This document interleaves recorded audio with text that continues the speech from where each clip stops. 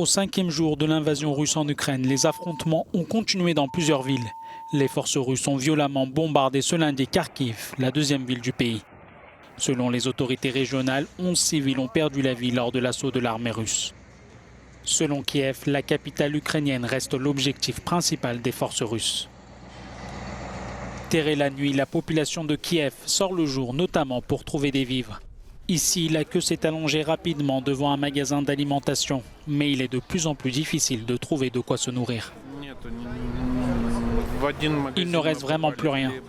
Nous avons réussi à entrer dans un supermarché, mais il n'y avait ni du pain, ni du lait, ni des œufs. Il ne restait que de l'eau et des bonbons. Les négociations entre la Russie et l'Ukraine ont commencé ce lundi au Bélarus.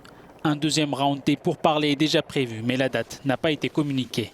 Pour Kiev, la question clé est un cessez-le-feu immédiat et le retrait des troupes russes du territoire ukrainien.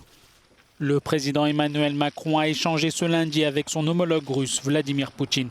Le dirigeant russe a exigé la reconnaissance de la Crimée comme territoire russe, la dénazification du gouvernement ukrainien et un statut neutre de Kiev.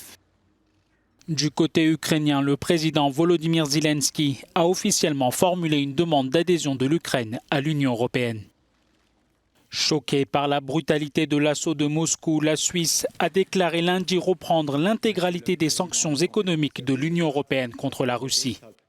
La neutralité, ce n'est pas l'indifférence, a déclaré le président de la Confédération suisse.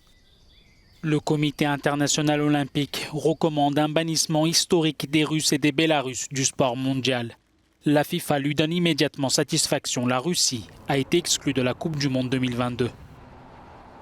L'Assemblée générale des Nations unies a observé 1 minute de silence à la mémoire des victimes de l'invasion russe en Ukraine.